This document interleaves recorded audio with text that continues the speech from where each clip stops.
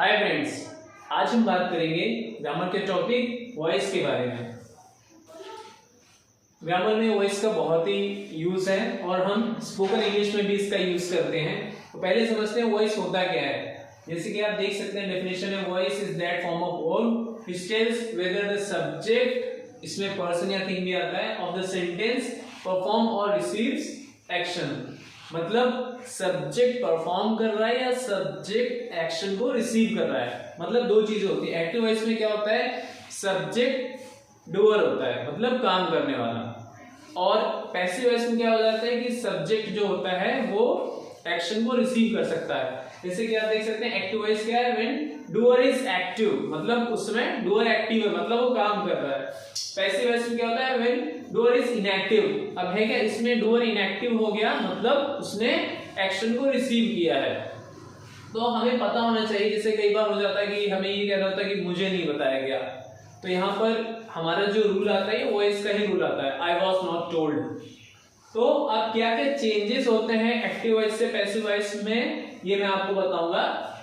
सबसे पहले जो होता है, हम सब्जेक्ट को ऑब्जेक्ट की जगह रखते हैं, ऑब्जेक्ट को सब्जेक्ट की जगह। तो जब आपका जो सब्जेक्ट होता है ऑब्जेक्ट की जगह जाता है, तो उससे पहले हमें बाय प्रीपोजिशन यूज करना होता है। यहाँ बाय प्रीपोजिशन यूज कर देते हैं। और जो मेन रूल है वो ये है कि पैसिव वॉइस में हमेशा हम वर्ब की थर्ड फॉर्म का यूज करते हैं। हमेशा हम वर्ब की थर्ड फॉर्म यूज करेंगे। आप ऐसे लिख सकते हैं, वर्ब की थर्ड फॉर्म। और सब्जेक्ट को ऑब्जेक्ट में जो चेंज करते हैं उसका क्या रूल है, ही हिम में चेंज होता है, शी हर में चेंज होगा, आई मी यू में ही रहेगा, दे में हो जाता है, इट में ही रहता है, वी अस में चेंज हो जाएगा। ये जो है बेसिक रूल है। तो सबसे बड़ी बात ये भी है कि अगर आपने कोई सेंटेंस देखा है तो आपको ये पता होना चाहिए कि आप इस टेंस को पैसिव वॉइस में चेंज भी कर सकते हैं या नहीं। तो आपको पहले उसमें पता करना होगा कि ऑब्जेक्ट है या नहीं है।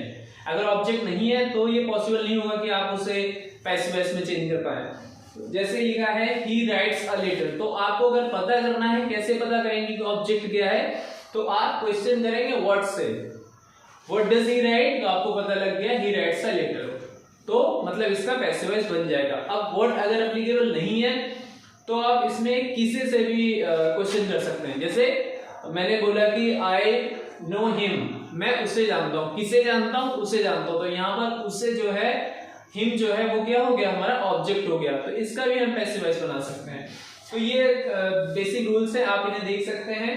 और ये छोटी सी डेफिनेशन है जिससे आपको समझ में आ जाएगा कि एक्टिव वॉइस और पैसिव वॉइस में डिफरेंस क्या होता है। सब्जेक्ट ऑब्जेक्ट की जगह आता है, ऑब्जेक्ट सब्जेक्ट की जगह। I hope you learn something from this video. Please like and subscribe. Thank you.